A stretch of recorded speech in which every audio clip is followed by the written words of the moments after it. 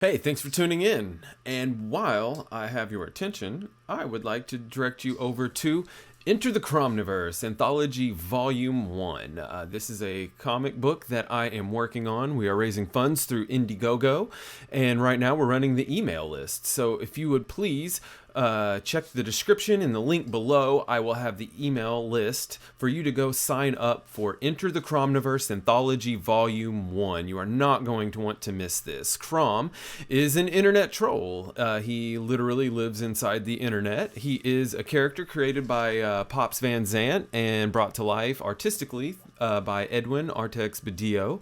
And we are putting together an anthology with a lot of great artists, like Edwin is contributing, Doc Blaylock.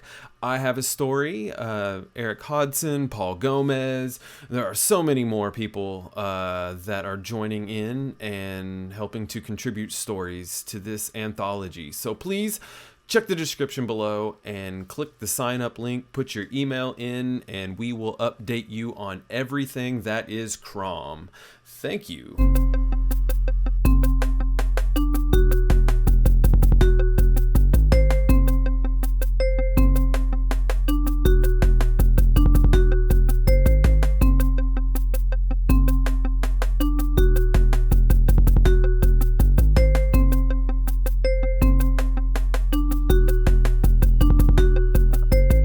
All right, thank you for joining me for another exciting episode of the Play Nice podcast. I am your host, Ryan Andrew Nicewonder, and I'm here with a very special guest, the super talented artist, Mr. Rich Ayala.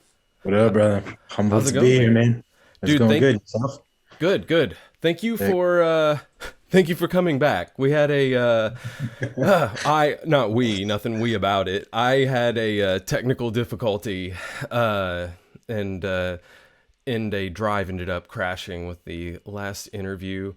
So didn't get to keep that one. However, hope is not completely lost with it. Cuz I was having my brother-in-law check it out to see if he could find it. But a buddy of mine does have someone that in the future I can possibly hand it off Oh, to recover it. it's always good to know somebody. Yeah, so I'm hoping that sometime I can get that off because get that off there because that was a good interview. We had a great one. I lost another one with a buddy of mine, and so Hey, yeah. you know what the cool thing is that you can never run out of energy to talk about, cool shit like music or fucking most especially comics and art and whatnot. No. So And like especially since last time we talked, like because I started digging out some of my Ninja Turtle shit, and then found some interesting things. I guess I'll go ahead and I brought some examples. The because we were talking about the Richard Corbin yeah, issue, and very nice. so like I sent that one over. And Richard, or not Richard, Lawson, the artist Lawson that I was talking about, Oh, that did a yeah, lot of the turtle stuff. This is one of yeah. the Tales of the Teenage Mutant Ninja Turtles. That's his art. Well, there's the Triceratons, right? That's what Yeah, they were called. yeah. Shit like that. Those guys were so cool. Oh, I know, man. Like that's the Ninja Turtles live action movie I want to see. Yeah, Like, yeah. like, Giant orange Triceratops, yeah. guns and fucking Like sledgehammers and shit. the Yeah. like I want to see that one where they get transported across the galaxy and then have to end up fighting all these space monsters and shit.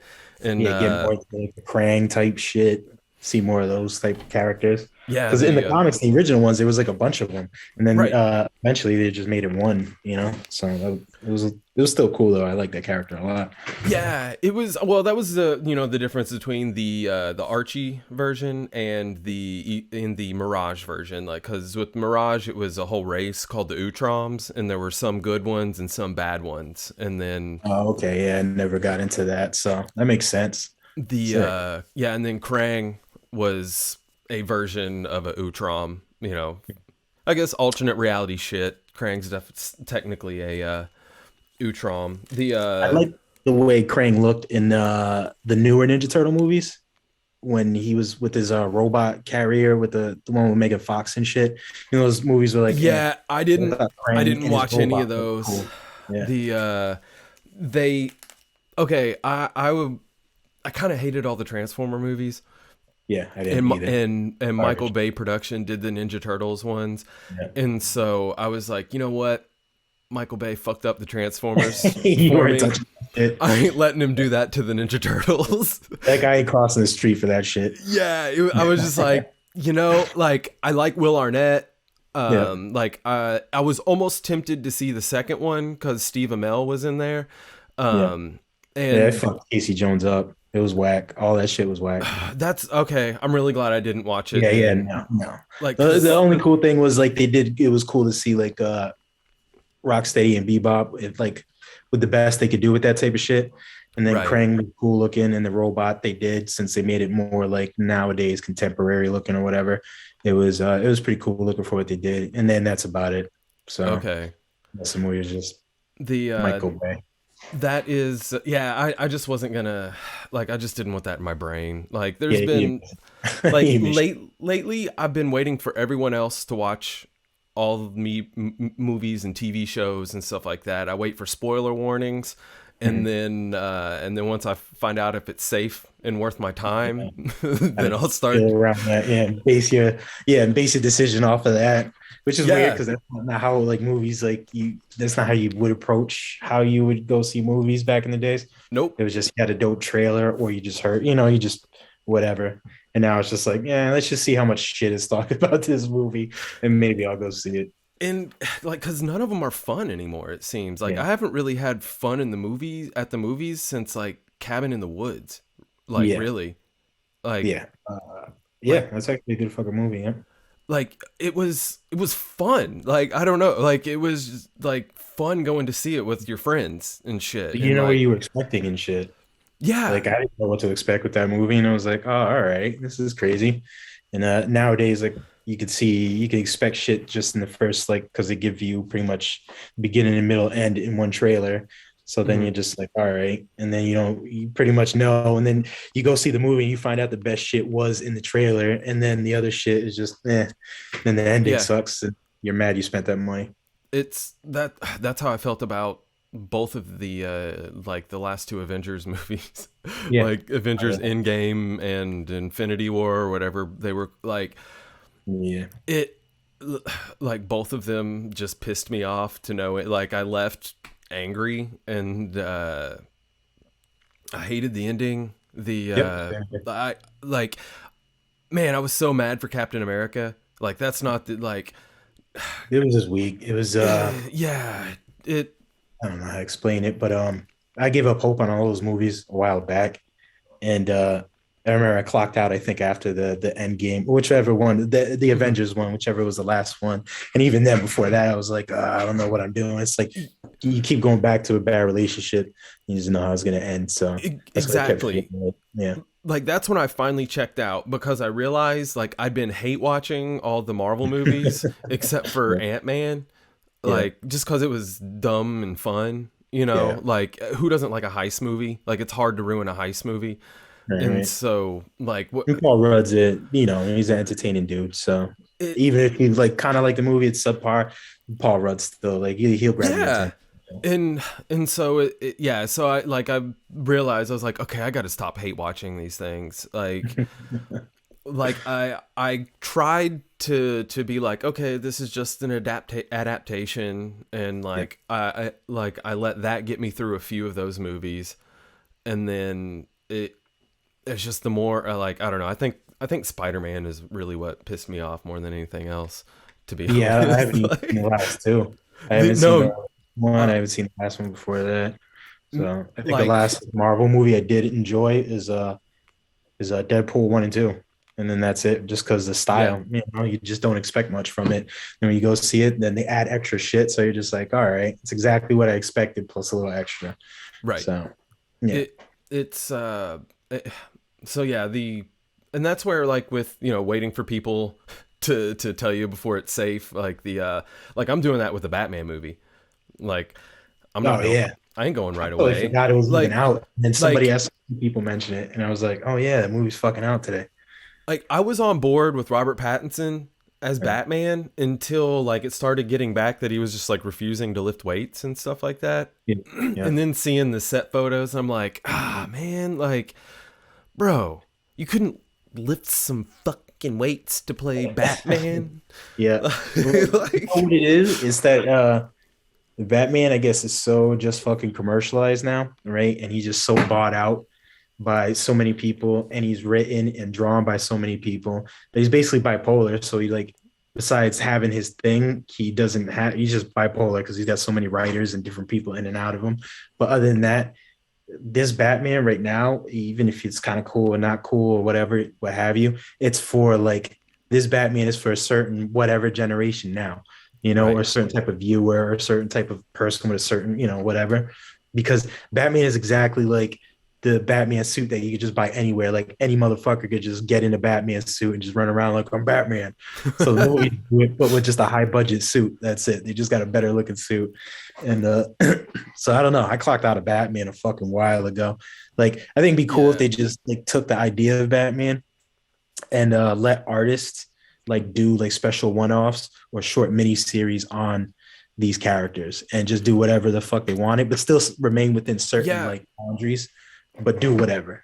That's what I wish So like all the basically what comic Frank did. movies were. Like Yeah. that's what I wish they all were. Like I want like I don't want to like I want to see one of the Todd McFarlane stories from the 80s and like Right. early 90s as a Spider-Man movie. Like that's what I want. Like so I'm really never going to be happy without like that. So, you know, I had to so yeah, I would like to see that but with all the characters like cuz like they don't force origin stories on every single action movie. Like, you know, if you notice that, like there wasn't like Commando, like it wasn't Arnold Schwarzenegger's like origin story. Like he had a whole past before then. It started in the middle Right. of the action, started They were like, showing you like what made him want to go into like training and then training and all that and shit. I don't remember Commando 2 too much, but I'm pretty sure it was like most Arnold Schwarzenegger movies where there's just like, we need somebody. This is the guy, and then he's just out there killing people. yeah. That And then wait, Commando, that's the one with the with that Freddie Mercury looking motherfucker, right?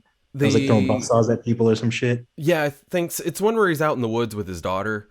And Yeah, then, okay, yeah. All right. The dude had like the fishnet, like yeah, in the yeah, mustache and shit. Yeah. yeah. It looked like Freddie Mercury's evil brother or something. Yeah, and that's cool. And so, or like in Die Hard, like that wasn't John McClane's origin movie or Yeah. origin story in the first Die Hard. No, like you come in the middle of this dude's life, he's going to see his They're already thing, but seasoned that character. you catch up quick. You Yeah. know, you catch up on who John McClane is and what he's about. So I don't understand why everybody tries to force origin stories for every single superhero movie.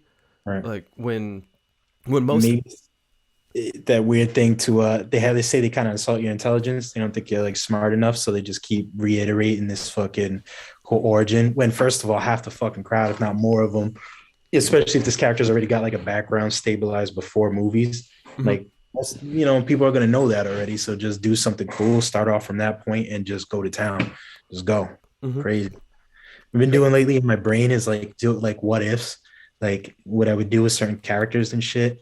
Like Right. I don't know if I said it last time in a, like other interview, but like if I did an X-Men thing, then I would make them like street gang type shit. And Okay. it'd be like X-Men, like street gang, like them in a like halfway house or some shit like that for like, you know, whatever, just beefing with like a other street gang, do some shit like that. And just recently I've been thinking about like a Frank Castle, right? Because of the Okay. whole, you know, obviously Punisher shit. What I would do is like I wouldn't even name the comic, like the title would be like Punisher. It would just be Frank Castle, and he'd be like Frankenstein. You know what I mean? But with Yeah. like a Punisher logo and shit. But Frankenstein. And he drive around in cool ass fucking murdered out, like, you know what I'm saying? Like car or some shit, and just goes around killing stuff. But he's Frankenstein, Frank Castle. I think that'd be so cool. Yeah. They did the Frankencastle storyline a while back. Did you see that? No. They turned Punisher into Frankenstein. They like actually turned him into Oh, well, what the fuck? Then just the delete everything I just said, edit this stupid shit. Fuck out of this interview because now I just feel No, like a I mean it's an awesome idea. Like if you actually had Frankenstein, but this like I mean the way I was picking up what you're saying, like if it Yeah. was actually like Frankenstein, like there was no like years of the Punisher, then he ends up getting sewn Right. into Or maybe, Frankenstein. yeah, or something like, yeah, like it was Punisher. Did they play it like that? Like he got killed, like when his family got killed, then he got sewn back together. No, no, no. It was he was fighting some mobster gangster people, and then like they, jeez, I don't remember exactly how it went, but he was in the middle of a case and then got killed and turned into like not Frankenstein, but like a Frankenstein's monster like character. They reanimated him. Oh yeah, see, I do something like that. He'd have like the bolts in his neck and look Yeah, like, some shit like that. All right, fuck that. yeah. They They called probably it trash. the Frankencat. Well, I heard I didn't finish the whole series, like because I kind of stopped collecting comics, like kind of in the middle of it, like. But I actually heard the ending wasn't that good. So the Yeah, they probably, I know. You'd have to go balls to the wall with that, man. You'd have to go crazy. yeah, Like you couldn't just be like, oh, stitched up Frank Castle, kind of real world ish type shit. No, you'd have to. Yeah, it's the mafia would have to be all types of monsters, some type of fucked up shit. it was like it was some of it. Like the beginning of it was interesting. I will give it that, but then like I fell off and just But you fuck know, it. like Yeah, I just remember around like 2011, 2012ish, like I yeah, just gave up. I was just like, all right, like some of the I also moved to Los Angeles, so I couldn't really afford a lot of comics, but I still tried to keep up with it. And yeah. then what I would saw, just wasn't like really worth keeping track of, is kind of what Yeah, I I found. remember there was a gap in time where I was just not collecting comics and shit. There was like at least like a lot of the major two stuff. And I Hmm. think what kind of turned me off was after I picked up some of the Ultimates type stuff. And then I was like, all right, this is cool. But I was mainly only just tuning in because several of my favorite artists were doing shit. It Right. just so happened some of the storylines were cool. And then it just started not getting cool. It was like way before I even figured out all this like, current mainstream shit and this fucking SJW crap and whatnot. So even before I was like smelling it, just like way up the road, you're like, something's weird. Like this comics are getting whack. So you just stopped. And then it was like a decent amount of time where I just wasn't even paying attention to comics, but still always wanted to draw something for that. And that when you started on Roach Balls, or how long after Oh no, I that? started Roach Balls in like 2000, like 2003 earliest. Oh, you actually started the pages back then? No. Like that. Oh, Oh overall, no, I that's what I started meant. the Like when you were going from like, 'cause I knew you'd had him for a while, but going from the like, ah man, comics suck, I need to start doing something about it, to like page. Roach Balls is happening. Like I'm gonna start on the Yeah, yeah, no. I've always liked comics and always wanted to do comics even way before, like when I was a kid and shit. mm, So that always stuck with me. And but it was always like attempts dropping out, doing little things, not taking it serious. Didn't want to take it serious. Saw that they thought my only options were like the big two. And then I was like, fuck that. And then saw people were doing independent shit in between, so many years. And you're like, oh, that's cool, that's cool. And it was like making attempts, but shit just never worked out. But at the same time, it was cool because at the same time, you're like kind of figuring out your character and mm, just making short time.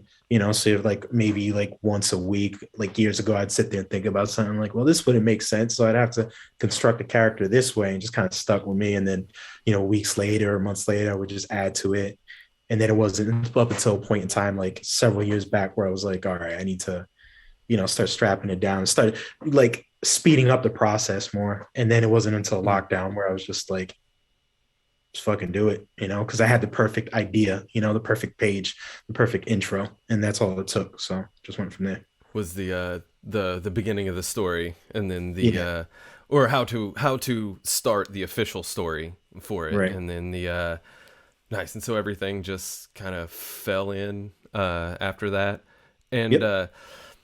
well, yeah, man, like, because what you're saying about that resonates a lot with me, because I always wanted to draw comics when I was a kid. Yep. Like I grew up, like I thought I was gonna go to the Joe Kubert school, Yeah.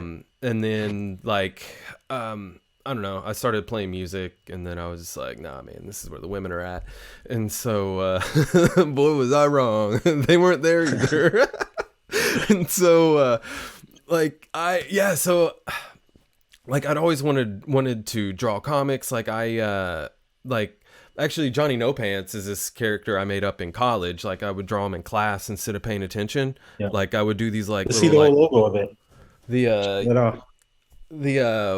I would do these like one page like kind of like weird ass stories. Sick. Like I was told you about before, like where like a giant chicken would come in to order coffee and be like balking at him, and he's like, I don't know what you're saying, man. He's like, I don't speak chicken. And so I would do like one pages of shit like that and pass it around the classroom.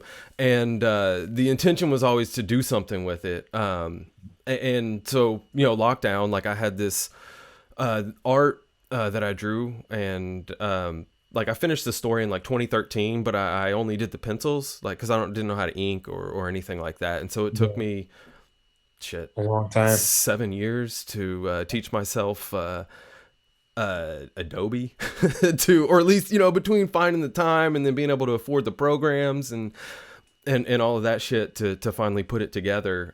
So I put out this like 12-page ashcan thing. It's online at the beginning of the pandemic, but I also draw like superhero comics. Send me that link after so I could check this shit out. Okay, cool. Yeah, no, I definitely will. And I also like, I love superhero comics too. Yeah. Like that's, a lot of the stuff that I, you know, spent time drawing. Like I have, actually like one after the next Johnny project, like sometime next year, like I've got a superhero series I would love to actually, get done. Like I don't even think I want to actually draw all of it. Like I definitely want to, you know, do character designs and writing, story and stuff. Was it like a golden age type of like old school, or was it like a comedy type of deal? Or it's a supernatural detective story type.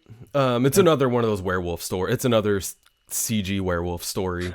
Werewolves, man. But those are cool though. I'd rather have more werewolves than vampires, so that's fucking cool. It's yeah, so I have like a whole like I initially thought of it to be like a motion graphic cartoon.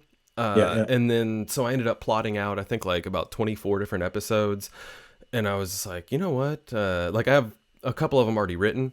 I was like, you know what? I can actually just rework this into like a 2 or 3 part you know, graphic novel, like 48, 50 pages each, and kind of conclude the whole story with that, and like, you know, possibly get some like really fucking cool artists to work on it, you know, because I like, there's stuff I do want to draw, but there's other stuff like I don't care. Like this, I just think it's a cool story, and I want to write it and get it out because it's, you know, it's a story about a cranky ass old werewolf who he's annoyed that he has to be like doing all of these supernatural cases half the time because he's like, I just want to be left the fuck alone. And like he's, you know, ends up getting brought into like, you know, why would he have to keep doing it though? Like because he's a good person, and he sees it happen around him, and he's like, I can't just ignore this. And so like you know, you're like Bill Bixby Hulk traveling the country type thing, and then he's got all of his like First Blood type shit, like supernatural friends that sort of join him along the way. There's a couple of superheroes that are in there also, so like it's not completely devoid of like superhero stuff, but it's mostly just like a kind of a I guess monster of the week type, I guess what I would probably just. Sounds like it's fun. It sounds like it was fun to put together. It's going to be fun to put together. I almost did the same thing too, where it was like you have different ideas, and at first, like years ago, I used to torment my brain with trying to start different ideas for comic books and write that shit out, start it, get like half a page done, or not even, then just get frustrated and then toss it away. And then like with this book, it's cool though because like I can take these different ideas that all kind of were in the same genre anyways, and just at some point just throw them into this one book, so I don't have to worry about splitting off into these different stories and shit, because I can still use these characters and these concepts that still play. fucking perfectly into what he into got going on now. So into the Ayalaverse. yes, yeah, the Ayala verse. Mine is not the other one, the shitty Ayala. The Vita no, Ayala. we don't talk about that Oh, okay, around cool. here. No, Excellent. yeah, no, not that one. The rich, the rich Ayala Yeah, verse. the only Ayala The that only matters. Ayala that Yeah, matters exactly. remember that. And that is one of the cool things about being a writer and a creator is that like you don't have to throw away any of those ideas. Like any of those ideas you had, like I don't waste ideas. Like I don't waste characters, plots. I'll it might not be the right time, but like I keep it in the hip. You know, keep Yeah, it's one in weird how the like long that shit sticks around too, and right. like you find yourself holding on to characters or concepts or ideas, even sketches and shit that you've had for decades, and then you're Eh, just like, what the hell? And then you see them play out now, and then you're just like, I don't know. I think maybe like being an artist or even a writer, we're always pressured by things of like time and mhm, trying to get out as much as we can, but we only have so much, and then we're caught up in these like trying to make our shit good, no matter what it takes and all the journeys we take to get there, mediums that we go through. And I feel like in between all that, we're probably all caught up with what the fuck time. Like I get it to get this shit done. And then when mhm, you're ready to pop off with your project and it's going pretty well, then you realize where all that time is paying off. Where all the right. fucking whether you were just caught up on learning how to ink, all those Mhm, years it took or months or whatever. And then you're like, holy shit, this is where it's coming into play. Or the separate stuff like coloring and learning how to practice, or like all those characters or ideas you stored away that are now coming into play now. Like that's just right. cool. Like It people, if somebody's watching this, don't be stressed out about that shit. Like if you're in that moment, you're like, just don't, just take a deep breath and just keep going. And then shit's gonna fucking work out eventually at some point. It definitely will. Into yeah. your story of creativity. These and that's how you know it's supposed to happen. You Mhm. know, like it's because when these ideas like you don't force them. Just let them just play with them. Yeah. Like work with them until you're like, all right, I'm good on this point. Like I'm gonna come back later. Like sometimes I do that with music and stuff too. Yeah. Sometimes like I don't I hate wasting beats. And so like if I'll do music and stuff like that, like I always keep stuff away. Like I don't make a lot of frivolous music, and Oh, so okay. Yeah. All right. like So, I'm not one of those producers where I don't just like make beats to make beats. Like because I've had some friends of mine to be like, oh yeah, just give me a bunch of beats. I'm like, no, like yeah. You want to like use something. yeah, like Yeah. I ain't waste like every single beat or music or piece of music that I write, like I really try to pull it from somewhere legitimate, and so it's like I want to make something specific for you, Right. like I So do want you sketch a lot? what's Do you up? have like a sketchbook? Do you sketch a lot? Yes, off and on. The I lately it's been mostly digital because I've been working on the CRoMniVerse stuff, and Yeah. so this is the first time I've tried doing just like fully digital stuff. So lately, Okay. most of this stuff has all been on computer, but yes, I do like I keep Because I wasn't like sure if you felt like that about beats, than if you felt like that about artwork. And it feels like oh no sketching sometimes is with like throwaway shit, but it's not really. But it feels like it a lot of time when you're just doodling for hours and you just shut the book on it and it's just whatever. yeah So no I do keep those like because a lot of times I have I got into the bad habit when I was younger of like trying to only draw finished pictures. And mhm. so so practicing sometimes is hard for me because I don't like because I'll like instead of just drawing a hand, drawing it poorly, going on to the next one, drawing a little bit better, like Yeah, I'll like erase it and try to make that picture.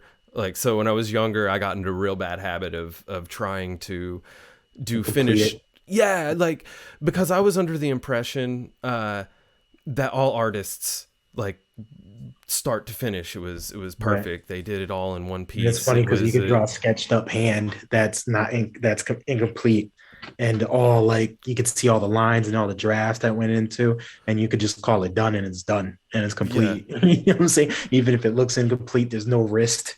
You know what I'm saying? And there's right. no there's nothing connected to it. You could just be like, it's done. And then somebody be like, well, are you gonna finish it? I'm like, no, it's done. It's It's complete. done. And That's so it. so it wasn't until like fairly late when I was started realizing that like, oh, Jim Lee messes up Yep. and Yeah. does stuff. Yeah, and then I was like, ew, I'm stupid. And That's I what also time comes into play. and I also thought that like reference stuff was kind of cheating. No. Yeah. Yeah. And so I was like, no man, I got to draw all of it. And so like I would always shy from drawing certain things because like I would try it and it, you know, it would take me longer to get it because I didn't like, I liked to draw strictly from my brain. And Mhm. so like it wasn't until, I mean, you know, past several decade or so, I've been okay with pulling up reference photos and being like, all right, okay, that's what that's supposed to look like. I'm gonna, you Yeah. know, save myself all kinds of headache. Nothing wrong with For reference shit. It's like no, it you can build that shit up and have your own like library in your head or your own like what do they call it? Your own reference morgue or what yeah, have you. yeah, the reference morgue. That's the Yeah. Morgue files or what have you. But like because like you can have like a dope ass book of guns. Like I have some book on guns and shit. And you do all your research through it. And then if you want to like just not look at it, you can just take a couple of like, well, I've seen this type of rifle, this type of rifle, and then combine some shit, make some shit up and it looks cool without doing any research because you've done research before, or you can never have right. looked at a gun before and then put together like toilet tubes and like ghetto blasters and they look like Rob Liefeld guns and shit. And you're just like, all right, man, look like paper towel tubes, but okay. Remember making those rocket ships in science class as a kid Yep, out of paper towel tubes? I And do. the toilet paper tubes, and yeah, that's what like Rob Liefeld guns look like. I don't think I would.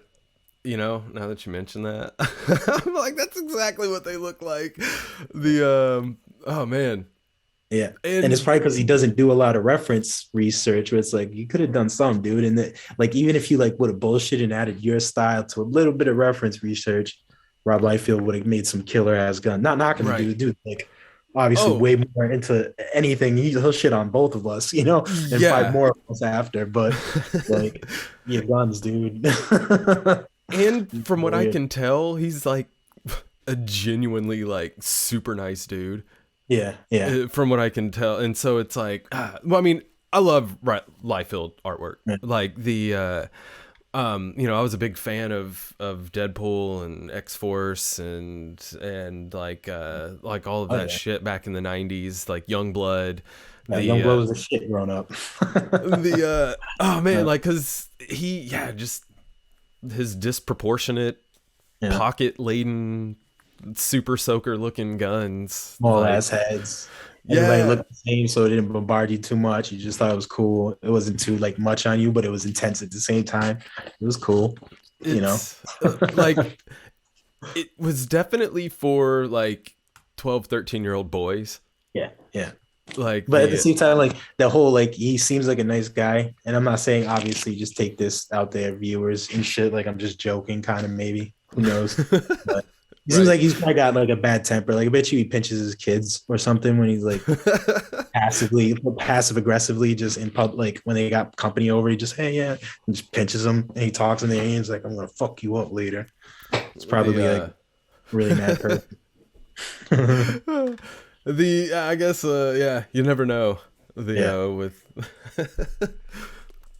it's yeah, those extreme days really like inspired me artistically. yeah, The like everybody with, I mean, it's kind of why I have it just solidified a lot of my like punk rock sensibilities in me when, you know, all these guys were quitting Marvel and DC because they weren't, you know, getting what they felt, not what they felt, they weren't getting what they deserved to be getting for the for creating the stuff that they created and doing the things that they did for the company. And like around then I just started learning out about like Jack Kirby and stuff, and like, you know, I was like, oh shit, they did this to like Kirby. And the um yeah, it made me appreciate, it's actually, it sort of made me, gave, it dwindled some of my hope of working for the big two to be quite Yeah. honest. Yep. And so I Definitely was, helped. It yeah, settled some shit. Like a while back, I was like, well, I don't really want to draw all this shit like for these guys, and then found out after what you're talking about, what everybody else in this, what in comics finds out, and then you're just like, oh, all right, I'm glad I felt that way. Fuck these guys. And as the yeah, years go on, it doesn't, you don't feel any more sympathetic for Marvel or DC. nope. I'm just more and more just like fuck them. Like I don't care. At this point, it feels like a fucked up relative on like what is it, like what do they call it, hospice or whatever, and you kind of feel bad for them, but you're like, they're kind of shitty and I don't care, but they're over there, so whatever. Right. It's it's one of those things where you're like, I don't necessarily want anything bad to happen, but Yeah, I don't really, I don't all cry. right. You want to see them kind of like resuscitate and maybe like X-Men to come back and do some cool shit. Yeah, but probably not. And and at the time, because I was, into independent comics a lot then too, which is what the Image guys were all about. Were the speaking of finds, the Creed Teenage Mutant Ninja Turtles. Do you remember that No, back in the no, I day? do not. What the Like hell? Creed, from CG, like Trent Yeah, Kanoga. Yeah, yeah. dude. Creed, like this is I only have one issue, but I bought both covers of it. So Creed back in Oh, I think shit. '95, Creed, they did a Lightning Comics, partnered up with with Mirage, and did a Creed TMNT like little short adventure. Like these were direct market exclusives. Like you only could get these at like comic shops. Yeah. And like, cause back in the '90s, which is so funny that Trent Kanoga is in like CG, is like, I tried copying his style so bad, like back in the '90s. Like I just loved how, just like how different, like differently proportioned, like his artwork was, because I was a Yeah. big fan of Graffiti him. like. Yeah. And and like Sam Keith, Yeah. like dudes like that, where you were like, That whole they, era. yeah, Style. like it, So it, it much style. allowed you to like think outside of your just typical like shapes, and like people, you can draw Jim Lee somebody. shit, Rob Liefeld. Because even if like as wonky as Rob Liefeld, what he still did stick to dimensions that are like Mhm. in the whole house type of Right. style, whole Jim Lee type shit. So yeah, those guys were doing crazy shit. I remember the Max stuff, man. The Max stuff was fucking Oh, dude. bonkers. And Uh, then reading a couple like last year, the year before, I ended up catching up and reading a lot of shit on like Kindle. mhm, I didn't honestly, I did not like the story, like the way it ended up going. It mhm. was like super mediocre. Like I wasn't expecting. I was expecting to get like a certain way. I don't know how to explain it, Right. but I still loved it because the characters and the art is just fucking awesome. That big yellow slug dude that was like later on in the stories. My bad, you got me Mhm. trailing on about the Max and Oh shit, no, go but for it, dude. I'm a huge Sam Keith yeah, fan. Like the brother.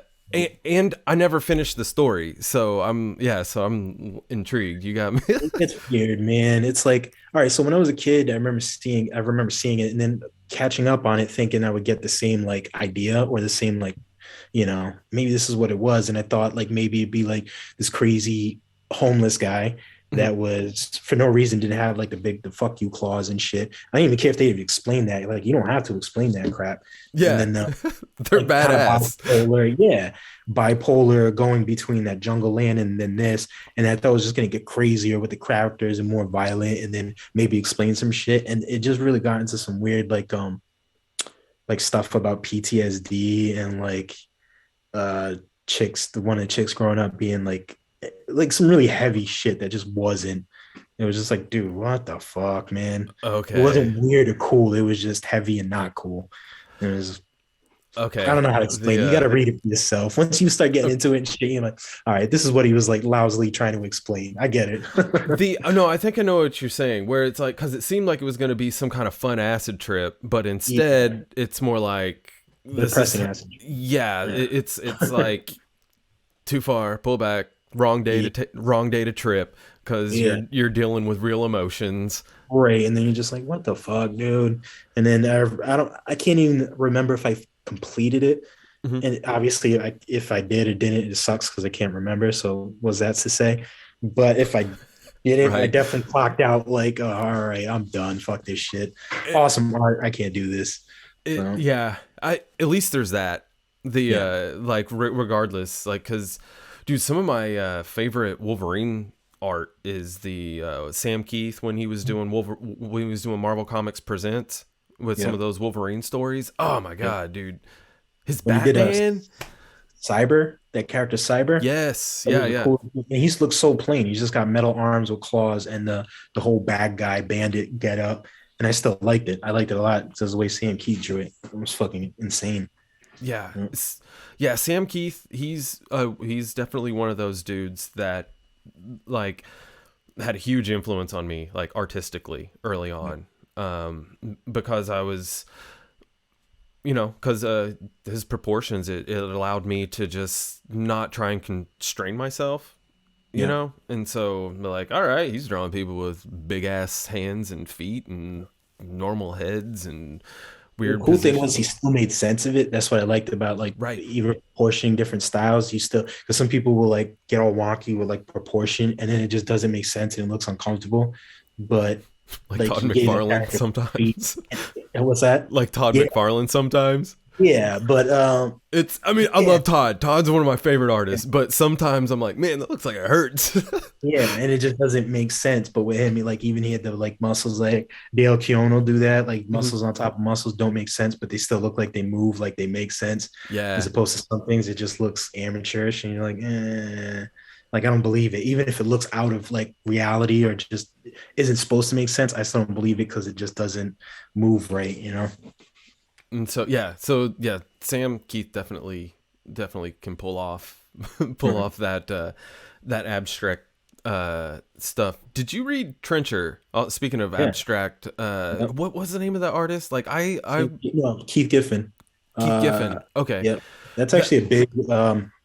I always feel like I don't mention it enough, but Keith Giffen's art in that and in Lobo, the infanticide, is a okay. great fucking like that's like a great inspiration on my style. Besides other elements too, Mhm. but that especially just like the way just everything flowed, especially in Trencher. Because when I first read like one, I think it was the first issue when I was a kid. Some kid on a school bus had it, and it blew my fucking mind. Yeah. That and Isley's Lobo, which is funny because they're both kind of related somehow. Keith Giffen and Lobo and whatnot. So it's just in general that whole style.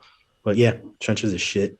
Okay, cool. Yeah, because that was another one where I was like, when I got the issue, like I didn't read a lot of it, but I loved the art because it Yeah, was just it's so cool. like out there. It's like how like all the how'd you connect all those lines to get them to make sense? Are they squiggles? Is it an Yeah. actual picture?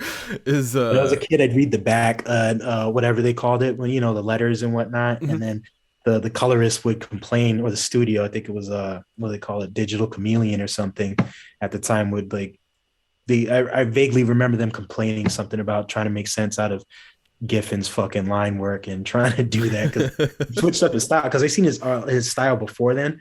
Because I Mhm. actually like never too much into DC and shit like that. And then when I like zoned in on Keith Giffen and I was like, oh, let's check out some of his older work. And a lot of his older work, even though it's kind of like you see the style a little bit, the similarities, it's nothing like the shit you see in Trencher or some of the shit he did for Lobo or even Shadowhawk. He did a short little Shadowhawk run. And Okay. yeah, you don't see that style. It's like he did it for that, and it was just fucking cool. It blew my mind because none of the lines were like steady, but they were thin, Mhm. but they were still very cool. Shit was busy looking, it was dirty looking. I loved it. It was yeah, it was. I thought Trencher was a cool character. I mean, Yeah, but also back then everybody with like guns and smoking trench cigars coats, and trench coats, bad like attitude. like Yeah, uh like Grifter from Wildcats to this yeah, day is probably one of my favorite like yeah. comic characters He was a still. cool looking dude. He's still a cool looking character. Yeah, The if I was ever gonna play somebody in a movie, I would want to play Grifter. I would want to do a like as a kid I would always be like, man, I want to play Grifter in a movie. so that's great. yeah, maybe they'll give me a CW show one day. Yeah, man. Fucking just put it in. Put it Just put it in in. Just have the the request. Yeah, like I'm the only guy to play this. like Just show up all decked out already. yes, wear the tactical shit with those weird guns Yeah, and my trench yeah. coat and the mask.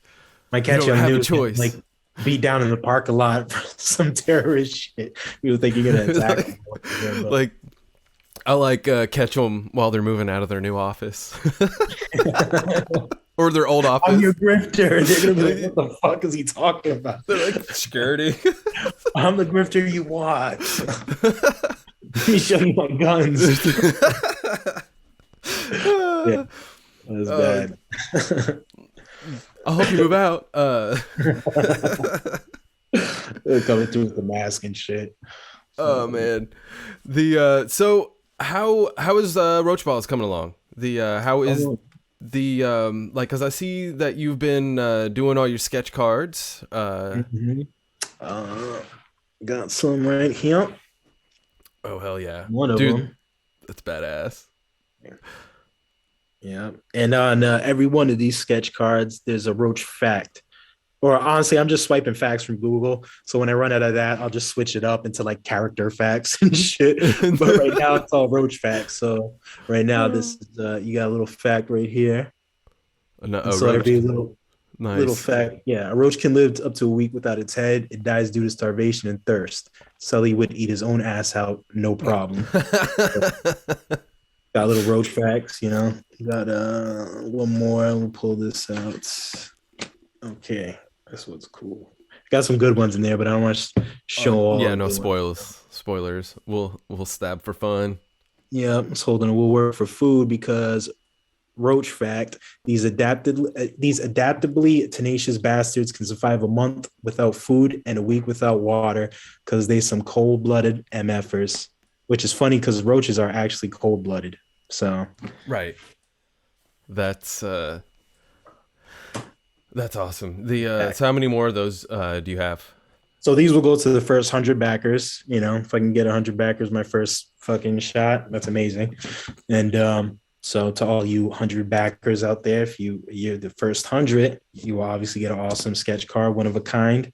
That's it. Obviously, I won't be making copies, none of that shit, and reselling them. So just went off to you special motherfuckers out there. And yeah, the book's Nice. done already. So, you know, after probably 2 months of campaigning and shit like that, it'll be ready to just send it to the printers. I already know what printers I'm going to use. I've already like dealt with them already, and without saying too much after that, and I like what I've seen so far and whatnot. So I like, and that's in the USA, so it's just easy. It's great, and none of that, you know, delay bullshit. I'm hoping for Right. when a bigger order down the road and whatnot. Are you gonna get to you? Is it a local printer? Yeah, I forgot where they're from. I forgot, but Okay. it's not local around here. Like I'm Oh, from okay. America, I didn't so know it's if not it from was America. I didn't know if you were getting someone in town to do No, that. no, no, no. I wish it was that convenient. I did look up some places. There was one kind of close to me, and then they had another spot that they could deliver to that was super close to me. But I just I heard through somebody else some kind of iffy, and then you know just kind of talked to them, and I don't know, I just wasn't feeling it. So I just went Right. with the gut instinct. I just went with this other place. I'm going through Comic Wellspring, so that's Okay. what I'm going. Gecko Printing, I believe they're also called, and Comics Wellspring's like their comic book division, I guess. Nice. I gotta start. That's something I'm doing this month is Yeah, I'm trying to get ahead of it way ahead so I can just get rid of all the first time bullshit out of the way. And then when the shit really pops off, I feel like a little more stable, grounded. You know, Murphy's Law, though. You know, right. anything. Anything hopefully not though. You No, know, the prepared. but I feel like it's gonna be good for you, man. Yeah, The I do appreciate it. especially since you were smart enough to get everything done ahead of time. So Yeah. like all you really got right now is finishing up those sketch cards and promoting and like setting up yourself to promote, right? And the main thing I'm hoping, besides the apprenticeship after the campaign's done, that the main thing I want to do while I'm promoting and doing the 2 months of promoting, that I could really just get started again on book two. So that way, while Dope. I'm promoting for that book, I can also kind of show that off at the same time. Dope. That's Not what's up. actual pages, but talk about it. Like I'm already started penciling. Like I got 3 pages penciled already, page of book two. Oh, that's So what's I'd like up. to, yeah, put a fucking like some good momentum behind that during the first 2 months or the first campaign months. Right. So, No, that's a good idea. That's where campaigning helps you campaign. The Wise words. I think that's gonna put the yeah. I'm gonna recite those words to myself every morning. Campaign helps you campaign. the Campaign helps you campaign. It's gonna be my mantra. like because because you got the you're done with this one, and so you've started on the second one, so Yep. you're already gonna be putting the word Building. out on Yep. step two, uh which is one of those tricky things, like when you're like as an artist, between being very prepared and daydreaming, where it's that weird line to walk between like being very prepared for what you want to do, Mhm. which is launch book two Right. after you do book one, but your book one's already done, and so like Good to go. right. And so where it's like which is one of those things where we as artists, I know I am guilty of being like, oh, whoa, yeah, step two, I got step two Yeah. already. Like, Yeah. As soon as you said daydream, I knew what the hell you were talking about because we're all there. We've all it, been there yeah. before And we started doing something. And even then, we still like, as much as you get shit done, sometimes you get caught in the daydreaming and you're like, all right, you're you like, know, I need to reel this shit back in. I'm not yeah, I'm not quite where yeah, not quite where right, ready to do that. Or if you're like working with people, like yeah, it's, and life happens, like yeah. Like it doesn't have to be. like even okay, like because I know like with Mandy was talking about like Peter, his back, he has had some recent like medical Yeah, I just issues, recently heard about that. Yeah, and so like and that slowed it down a little bit, which is no fault to any of it. Like, man, I wish him the the speediest recovery to get back into it, because they've only got like 6 pages left to do, right. which is Oh man, awesome. that's so close to Yeah, the end. so Yeah, close. And it's yeah, like because sometimes shit happens and you just like can't get to it, like like because I was sick all this week, and so like I mean, even though I was home not doing anything, like I couldn't really like I couldn't really sit down and draw, like yeah, because I'm doing like digital stuff, and so it like and so I've had a headache, like this yeah. migraine off for like a week, and so it's like staring at a screen and trying to draw I can only digitally. imagine if you're already doing that too. Well, if you're already doing that for like all the time, and then on top of Hmm. that, you're all sick, so your whole fucking your visual, your everything's just all fucked up. So I can't like Yeah. listen. If I'm working on computer stuff and it starts to stress me out, like paying a bill and like something's not going through, or you forgot your password, like I get myself so worked up over computer shit, I'll start to get nauseous staring at a computer. So then I Yeah. have to chill out and listen. My girl tell me to calm the fuck down. And So then yeah. now It- you're actually really sick staring at a screen and crap like that, and your brain's you're trying to demand work, artistic, creative work from your brain. That's not gonna happen, dude. and Like, so you gotta yeah, give yourself time to rest. so it's just been frustrating because I'm like, because I want to get to it, because I like, because I feel like I've kind of started hitting like a stride with it, like I really like started fleshing out some stuff, like with how I want the character to look and things like that, and I've really moved past the Yeah, like the outline stage, and then I already worked on some of the more weirder, like harder stuff. Like I'd have a wall of TVs, like that's part yeah, of the scene, and like yeah, that took me a minute, like because I actually went around and took pictures of every single old TV monitor and old TV in my house over yeah. here, and I like put them Deep all shit. together and designed everything like to look Oh, like all of even those. that's more personal reference than you could have just Googled it and shit. Right. Your references were actually that much more personal because there were items within your house that had Hmm. like, not to sound all corny and woo woo, but that got like energy to it, that got memories, and that got Yeah. something to you attached to you. So now they're a part of your comic. That's just some deep It, shit about just TVs. yeah. And so I've been taking care of shit like that, and like which is kind of weird because I've been working on every page all at once. Yeah. And so because I'll be like, these panels, this item here, that item there, or whatever, I feel like Jump around like that. That's wild. I couldn't it's do that.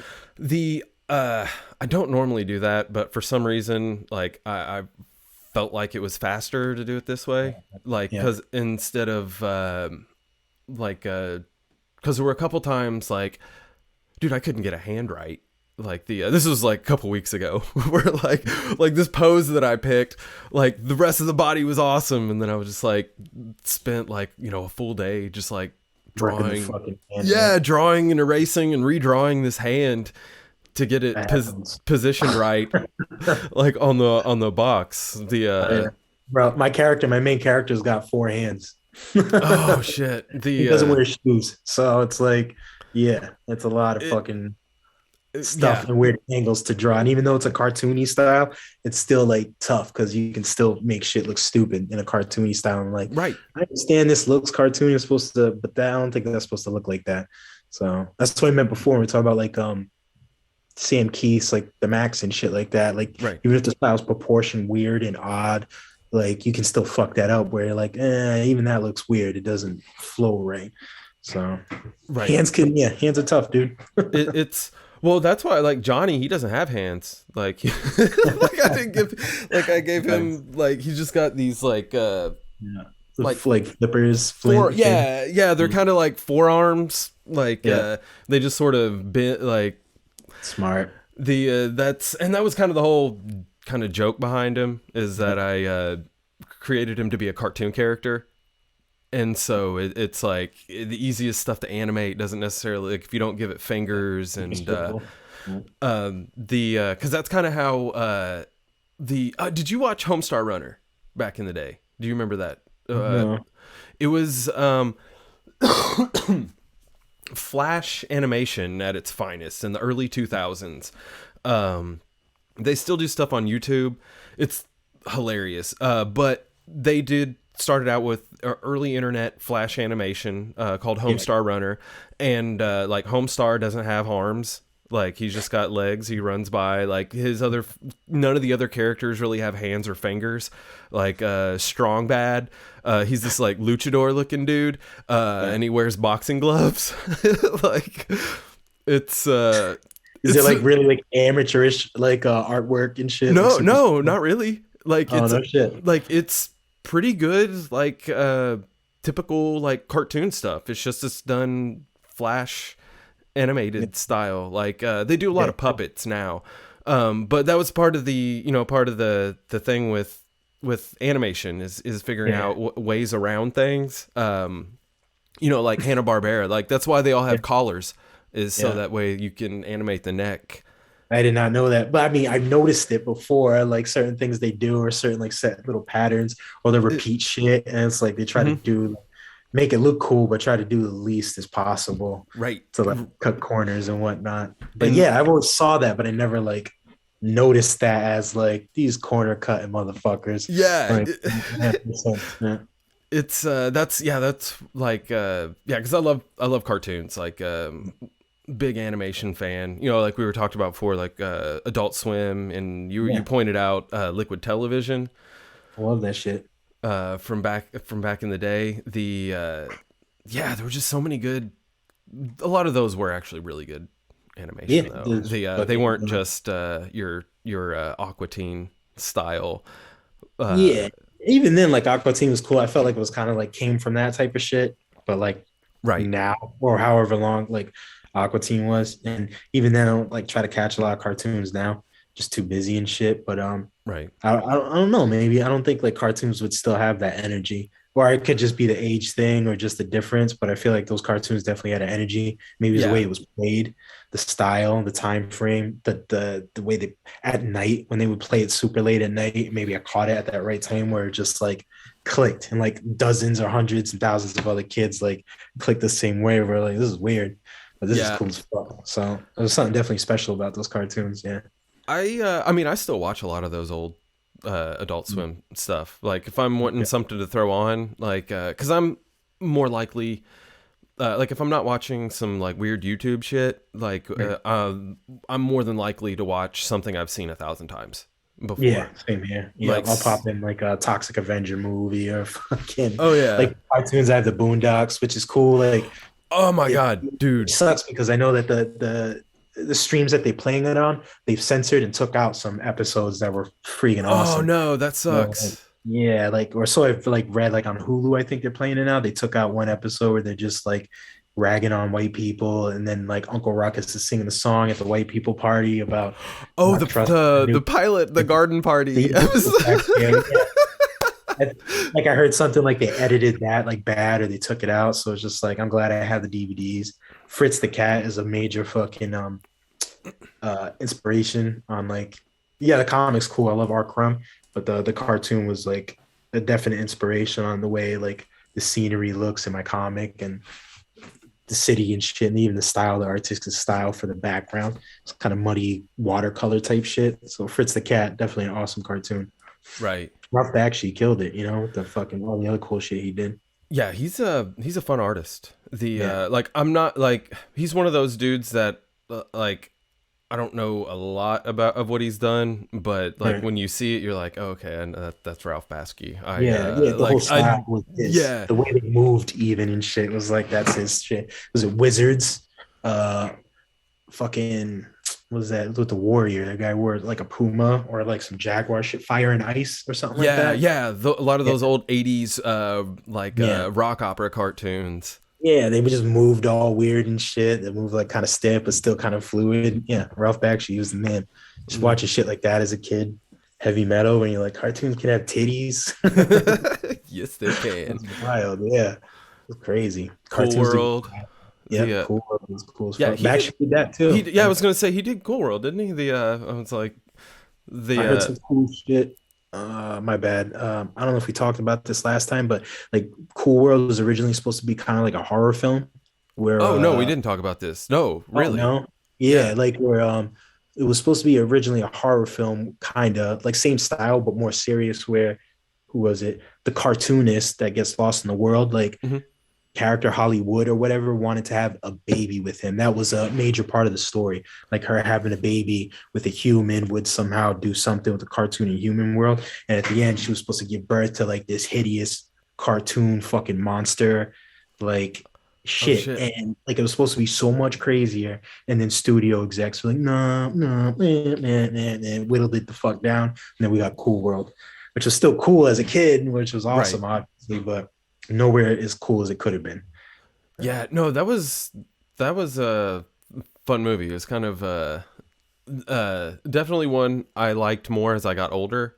Like, 'cause I think when I first watched it, I was like, what? But no, I loved that, like the mix of animation and live action stuff. Like Who Framed Roger Rabbit was probably the first movie I saw in the theaters as a kid, and dude, that like just blew my mind. The whole style. Yeah. And then, getting to see like I wish there was more stuff like that other than that and Cool World that were really good. I mean, we got Space. You don't like fucking Space Jam? I hate Space Jam even when I was a kid. Oh yeah, me too. Like it was and it kind of hit around where I was probably just a little too old for it. Yeah. Where I was starting to create, where if it was like, it skewed. I wanted to see cool, violent anime and shit. Like, I think at the time like Space Jam came out, my friends were talking about like Ninja Scroll and cool Street Fighter movies were coming out. So you're just like Vampire Hunter D. Yeah, shit like that. Yeah, Devil Man. So it was like across Devil Man like just before Space Jam, I think. So after that, I'm like, fuck Space Jam, dude. Right. I don't care about Michael Jordan. Hadn't he already like retired and come back by then? I have no idea, because even then when I was a kid, like I never cared for sports. So it was like, all right, I like Looney Tunes, but I didn't care about basketball. So I was just like, fuck it. Right. I was never big into sports either. Like like I didn't mind playing sports some. Like I didn't mind playing like backyard football and like basketball and shit like that, but I was a real piece of shit, dude. I tried getting out of as much gym class as possible, and I would make up every excuse I could. Like, if I told you, not in gym, outside of school. Well, no, definitely tried to get out of as much gym as possible. No, of course outside of school, because I didn't have to come up with excuses. Okay. Yeah. But I never mind doing that shit with my friends. Like I just hated like doing yeah, doing all that stuff. But I was also the type of person, like, I didn't really like playing video games either. Like I would rather like draw and write, like, Yeah. or play music. And so instead of Brain. like, what that? More brain creative shit instead of Yeah. like mind numbing stuff. Yeah. And so instead of, playing sports or like playing video games or doing some other random bullshit, I would spend my time, like, I would just sit down and just draw, and I would just write stories. I would play music, a lot of music. And so that was always just kind of my, like, I mean, even now, like, I would rather make something than, Oh, yeah. Same here. than watch something half the time or participate. I don't know. Yeah. Anyway, the Yeah, same, dude. A lot of stuff I watch nowadays is just background music, or I'll try to watch like a movie with my girl, which is cool because like, I've seen a lot of movies, so it helps me try to like break outside of like my usual genre, the same shit that I've always watched, and try to watch something new. Like I just seen the new fucking Texas Chainsaw on Netflix, okay. which wasn't bad. Like a lot of people hated on it, and I was Okay.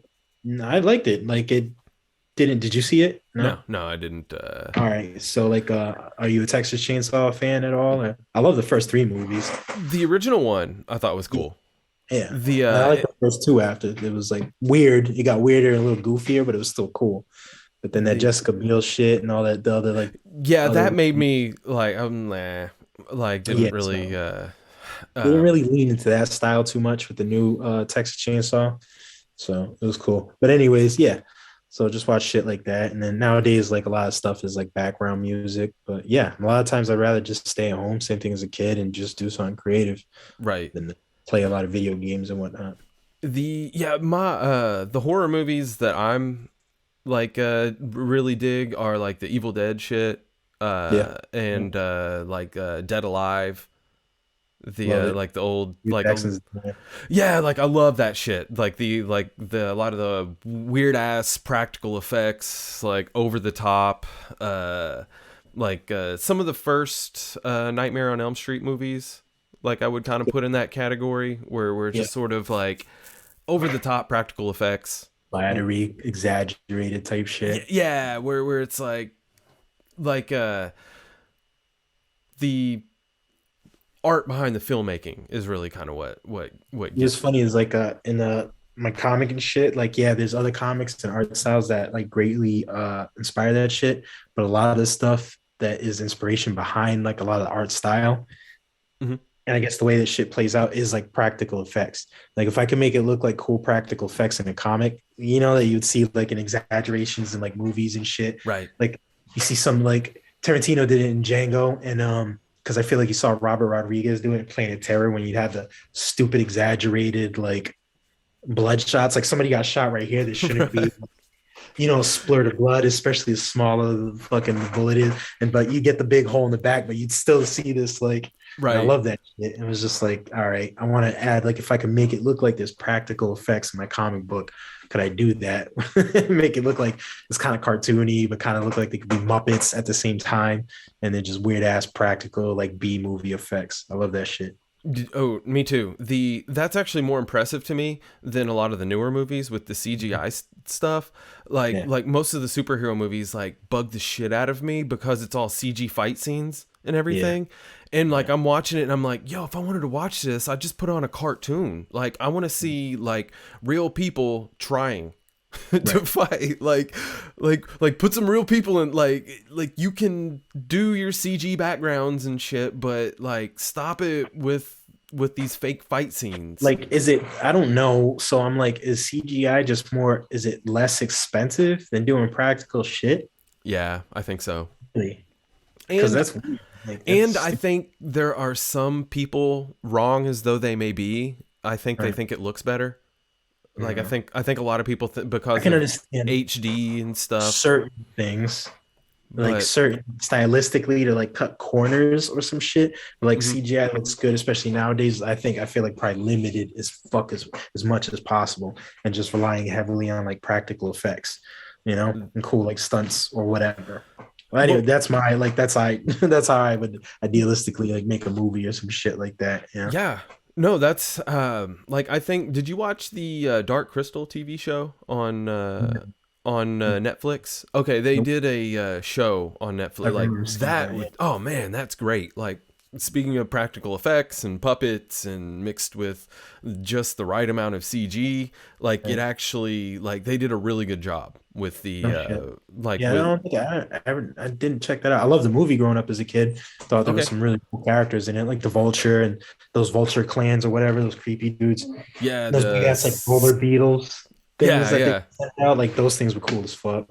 So, but yeah, I never caught the TV show. um Watch that. yeah, if you think about it sometime, like I think you might actually dig it. The like 'cause like I said, I was impressed with the because I love practical effects stuff and Yeah, puppets and yeah, yeah, and like that's one of the things about the old Star Wars stuff I liked is yeah. because there was Yeah, all the cool those puppets and shit. puppets I'm not a and big Star Wars fan, but seeing like the changes from like the first three, and then you're like all these little creatures that used to be awesome puppets and animatronics, and now they're just mhm, weird, blurry, shilly set like in place CGI things, and you're just like, this is fucking yeah, dumb. it's a Yeah, lot of lackluster and the kind of bring it back to what we were talking about the very beginning some the Teenage Mutant Ninja Turtles stuff yeah, like yep, yep, the 1989 90 like TMNT one yep. like oh my god like that is actually to this day one of my favorite movies Yeah, like it was an awesome movie.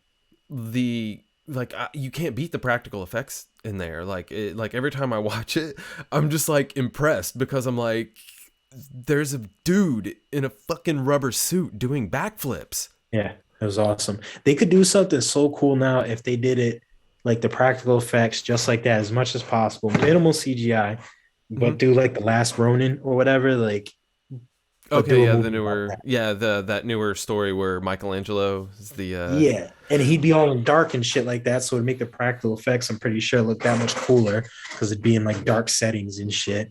If you had to CGI something, just CGI fucking or craft or something dude, like could you that, imagine some Jim Henson puppet shop Yeah. triceratons like Yeah. if they That'd be did tight, dude. Like, like it'd be those crazy. big ass Remind me from, what was that show? Dinosaurs. Up yeah your roboting. Oh, okay, there we yeah go. yeah there we go we Yeah. The boss that would sit at the table and just yell at the yeah father or not whatever. the mama. Yeah, that'd be fucking crazy. And like so I yeah that's the like I was saying before like that's the Turtles movies I want to see them going out in space fighting triceratons and like and stuff like that but the first one like to this day is still it's still one of my favorite action movies like the like you can't beat the fight choreography in it like and when the dude's going down the sewer pipe skateboarding.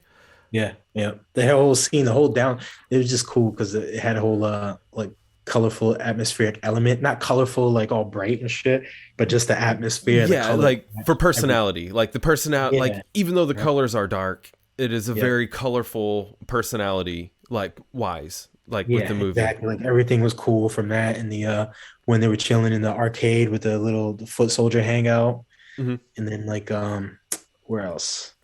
Something else. And even to like when they were in the when Raphael and got all fucked up and they were out in the farm or whatever. Right. And that was cool too. That whole scenery was dope. Well, the coolest thing about that is like all that stuff. It's almost verbatim from the comic book. Yeah, yep, Like yep, the only thing they did was switched Leonardo and Raphael. Like, cause in the comic book, Leonardo's the dude that got fucked up. Like, yep, like cause there was no like it made sense, and I ain't even mad at it because it made sense for the story for Raph yeah, to get fucked up instead of Leo, you know. yeah. So I ain't even mad that that's the thing that they switched. But I saw the movie and obviously the cartoons before I even knew there was comics. So mhm. that was like, you can't be mad at that because that's how you were Right. started off. And then you Well, read the comics and you're like, this is cool. Because doesn't Shredder like he gets kicked off the roof with a bomb or some right. shit? Yeah, And yeah. he's He like, gets he just explodes. Yeah, yeah, that's cool. That's still cool as fuck. But I and wasn't mad at the movie. right, and I didn't know about the comics until later, and Yeah, so and then that's where I was just like because especially that's why it impressed me more that it was so close to the original source material where I was just like man like why can't like other movies do this with their comic book characters like They Yeah. like it's almost exactly like the source material. Like the stuff on the farm, some of the scenes are almost line for line what they are in the comic book. The Casey Jones Raphael scene, that's almost line for line what it is in the comic book. Oh Uh, shit. Yeah. yeah, it's I didn't know that. That's crazy. I gotta rewatch it. It's been a while since I watched the first movie or even read the fucking book. And I have like the nice like collection behind me, like 1 through 6. But yeah. I love those books. Yeah. Well, when I pulled out the Richard Corbin one, like book that you found, like I actually sat down and read it, and I was just like, oh shit, man, I'm glad you suggested that, because it was actually Yeah. like a fun read to A fun read. Yeah. It's all the like Ninja Turtle comics are, dude. Yeah. to sit down and yeah, I keep seeing it by your head, like Sin City, like that's another one where Oh, yeah. I didn't watch the second movie, but I don't remember why it It's just corny. It's okay, fucking bad. but Yeah, it was the just weird. first Like the one. first movie was dope. And then it feels like, even though I'm pretty sure it was the same director and shit like that, Robert Rodriguez, it was like he was trying to bite off himself, but he couldn't like, I Mm, don't know, he just couldn't capture it. It was just corny. And it was just like, you it should have might just stuck with the first one. might have been more studio notes the second one too, Yeah, it where just seemed weird. Like too, like you already got this weird setting with these weird characters that already talk a certain way, in a certain style. And even though it's like gritty and shit, it's a little like extra like exaggerated reality. So it's just like it's already far-fetched, you know? So they did a good job making it like the comic in the movie, you know? And then in the second one, it just seemed, I don't know, just off, corny as fuck. I didn't okay. like it. Yeah. Kind of glad I didn't see it then. Yeah. Because now I still have the memories from the from the first one Yeah, all the first one was intact. awesome. It was like, if The anything, the first movie should be like an intro to the comics. right. You know what I mean? Like if you didn't Well, know about the comics or some shit, it'd be because they left out a lot of stuff, obviously, in the first movie and whatever. So it should just be like they should have just like, I don't know, like promoted the comic towards the end of the movie or right. some shit like that. And be like, go read these shits, you know? Yeah. It's yeah, man. I mean, Frank Miller. And was Frank Miller as involved with the second movie as he was the first one? I don't know, actually. Because I have that no could idea. also be, that just made me think about that, like, because sometimes that causes a difference Yeah, maybe, but I mean, what did he wrote some of the RoboCop movies, right? Mhm. Was it part two or some shit like that? Yeah, I He think wrote so. RoboCop Part Two. That movie was awesome. I thought Part Two was cool. Not as awesome as the first one. The first one's awesome, like The you know, cult shit. But I the got to second one was bad. I got to see RoboCop and Terminator 1 at the Egyptian Theater out in out in Los Angeles, like on Hollywood Boulevard. At the Egyptian Theater, they would do these special screenings. Like I think I don't remember who it was that did the talking. I think it was the director of Yeah, RoboCop.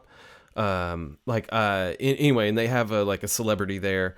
Like they do a double feature. You go in, you pay, and then there's like somebody involved with the movie will go and talk about it, and then like bonus features on a DVD, but in like real life yeah, but in or real whatever. life, Yeah, it's so that was pre-pandemic LA yeah. before the like so there would so yeah, getting to see RoboCop in the theater way after the fact was Yeah, super cool. Still seeing it like in the theater. yeah, yeah. That must The have been tight. I remember seeing Ninja Turtles in the theater as a kid, and that was cool. And yeah, then that whole thing, I noticed I hear a lot of artists say it too when you find out that Ninja Turtles was a comic, then it blows your mind, and you're just like, whoa, what the fuck? And yep, that whole thing, like, definitely that was an inspiration on style and art and all that crap too. So crap, but all the good stuff. exactly. The Yeah, it yeah, captured my imagination and yeah, gave me motivation for creativity and just yeah, generates a whole, like, I respect them a lot. Like I got or trying to put words to my feelings for yeah. Eastman and Laird without sounding Well, too weird. no, but you know what the cool part is like if especially if you're an artist and then you have all right, you're a kid and then you come across Ninja Turtles, you're like, all right, this is cool. Next level shit becomes a cult like thing for you and ingrained in your mind, your childhood. And then you're an artist or you have such a fond appreciation, and then you find out about Eastman and Laird like Right. way later. And then you're like, holy crap, like especially if you're a creator and then you know their story, you read their story, their background, and then that inspires you more than the cool ass turtles and the cool ass creation. So it's like Exactly. next level shit. Like if you're a real creator, then you wait some time before you even get to Eastman and Laird. You're just fucking around the cartoon, the movie, then you got to the comics, and then you got to the creators, and that was next level shit. It's like schooling you. Yeah, and because they ended up buying like Heavy Metal magazine for a while, Mm. right? Yeah, like man, Hey, one they're of them did. I don't know if both of them did. I no, think yeah, it was one of because one of them got Heavy Metal, and then the other one started an art scholarship yeah. for putting out independent comics. Uh, but those, yeah, no, those guys are inspirational on like Yeah. every level. Just as encouraging everyone to just not give up, man, to just Yep. and to have fun, like because that was the whole purpose. Like I mean, and that's the whole lightning in the bottle for Turtles is the fun of it, Yep. and I like think yeah, it's definitely one of the key elements that, and not to sound corny, but having love for your project, that passion mhm. and shit. So even if it's something that you're like, doesn't have to be something like a bunch of other people love. If you love it, then that shit's really gonna shine through. Then people are gonna pick up on that. You see that shit, and like, well, I always say it too, style. Like style is everything in art, and people see that. So whether your style's like super complicating or super layered or super simple or just outlines, if you got that love for it that you're doing, like Eastman and Laird had it, then that shit'll shine through. And Right. even if it takes a while or whatever, people see that, they pick up on it, they feel that. Well, this is actually a good transition. The because we're approaching towards the end. Dude, tell us about Roach Balls a little. I mean, I know we've talked about it a little bit, but give yeah, tell us a little bit about it, so that way we can Roach get. Balls is it's my passion project. It's my little fucking idea, mental mind baby that's been culminating in my mind for years and years and years. I said I wanted to draw comics as a kid, and if you know as well, like that shit sticks with you. If you're about it, that shit sticks with you forever. Yeah. And so this is my culmination of me working on a character that best represented my interests in art, in comics, music, fucking style, movies, genres, all that type of shit just rolled up into this thing. So this thing is definitely like my love for all that stuff. And it's basically like you're a little diminutive type of fucked up, mischievous type character. It's kind of, something like not Bugs Bunny, but kind of like that attitude, kind of up to par with like Fritz the Cat or Groove the Wanderer, that type of character, Groove. and just this little grimy roach character that's traversing through a whole place called Cat Shit Island. And it's very hostile there. It's very weird. It's very mutated. And he just, he's up on par with the environment. And he's almost better than the environment. So if that shit's a crappy dog shit type or cat shit type of environment, what type of character is he? And so like a lot of stories play on the idea of like the hero's journey. And with Roach Balls and the main character, Sully Cucaracha, is very much like the villain's journey, the antagonist's journey, the crook or the con man's journey. He's just like this fucked up little creature. I actually can't even call him a con man because like most villains and con artists and all that type of shit, they're obsessed with stuff like money and material possessions. Sully don't need that shit. He's just the wanderer, so he just goes and causes trouble and havoc. So He's a nice. The sorry, I was trying to bring up your yeah. page. I feel like I gotta work on my pay. I feel like I go too No, long that with was no, that core was essential of what the comic is. So basically, if you like Saturday morning cartoons, it's along the lines of that, but it's also mainly like late night cartoons that used to play for the adult, mature content for immature readers. So much, kind of. That's what it is. That's the type of shit I'm making. the yeah, the I saw the commercial that just dropped on you had on Instagram with Yep. the cat shit city. Yep. So that's my homie, the Dying Days of YouTube. Please sub to his channel, and if you're looking for dope trailers, definitely check out the dude's style and get at him for something. He's amazing. So he's the one that's behind all my trailers so far, just working his magic. And yeah, he dropped a dope little clip today. We both did, and of Cat Shit Island, and really kind of gives you a short glimpse into the type of like the air that you'll be smelling once you open the comic book. Yeah, it's a stinky ass environment. You get that feeling. You're just like, is there like no good is in this island? It's a fucked up island, you know, Cat Shit Island. Like, what do you expect?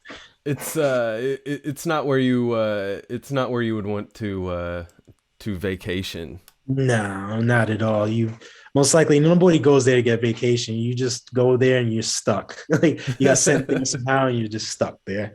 So it sucks. Place sucks. Let's see. This didn't this didn't work as smoothly as I had I was, let's see, trying to bring the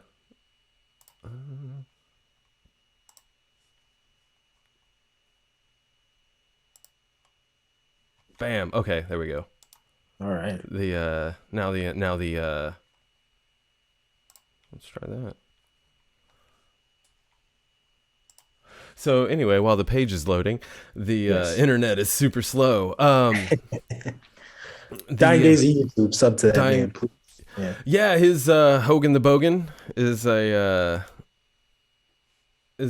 awesome character. Is a pretty fun character. I definitely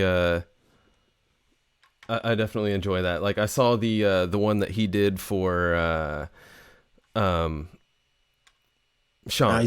He came out with a couple of them. Yeah, lately he came out one with Sean, which is awesome. Which is funny because there's a Sean video playing right now in the background. But cool.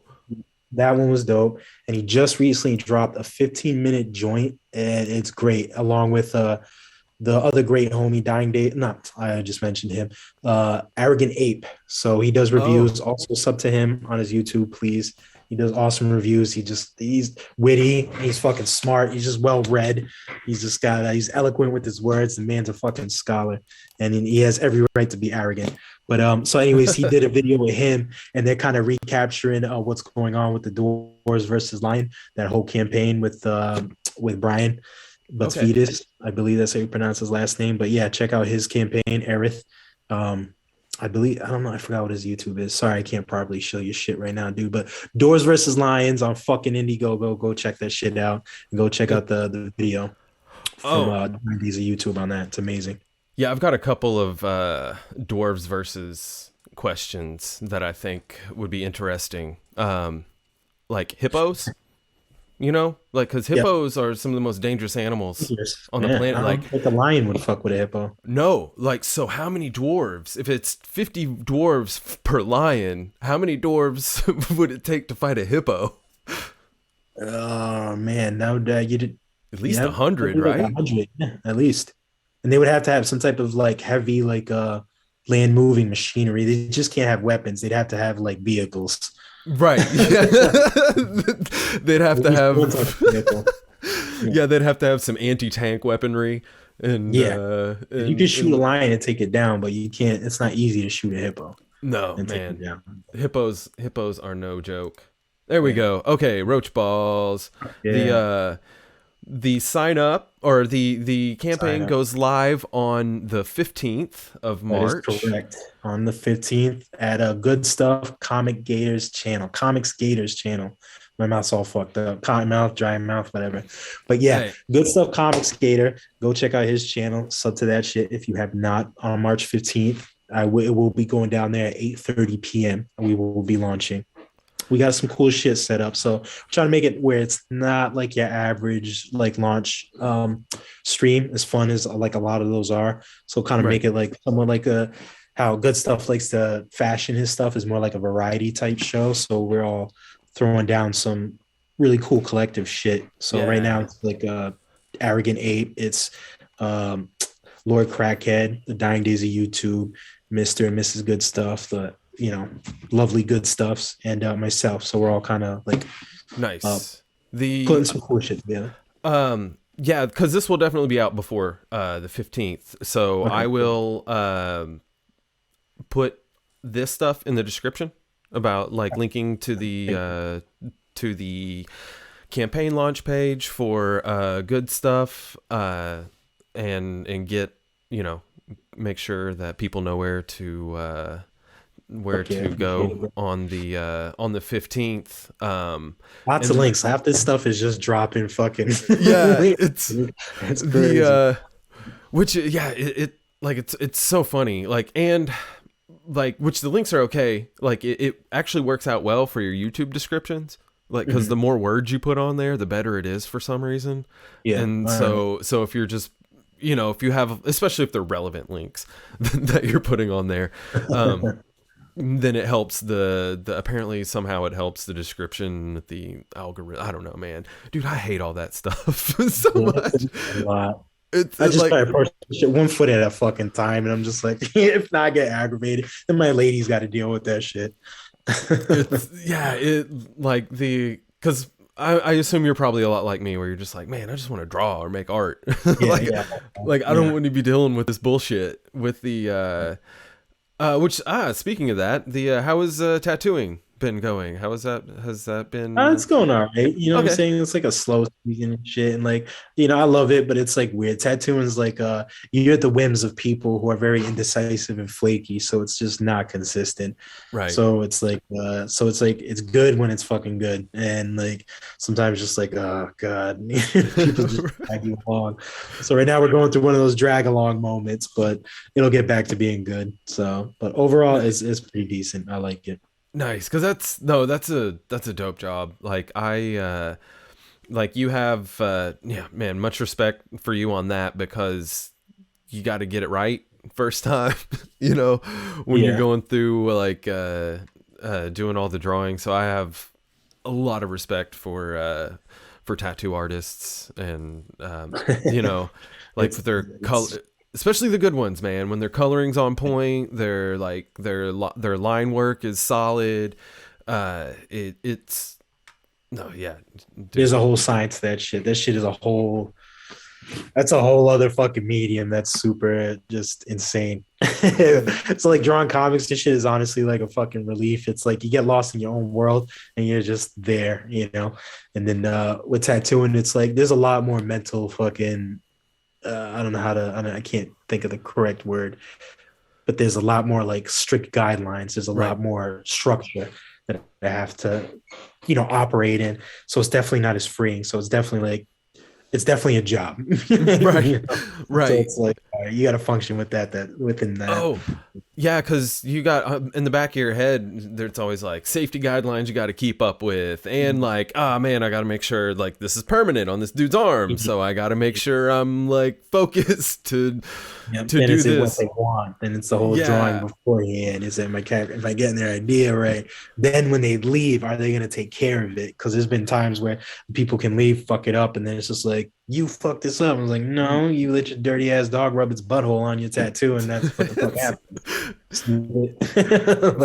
But next time, don't let your dirty ass dog rub his butthole on your tattoo, bro. Next time, just don't do that. Well, I wasn't doing that. I was out playing in mud and climbing up trees and getting pine sap in my tattoo. I'm like, all right, well, don't do that either, motherfucker.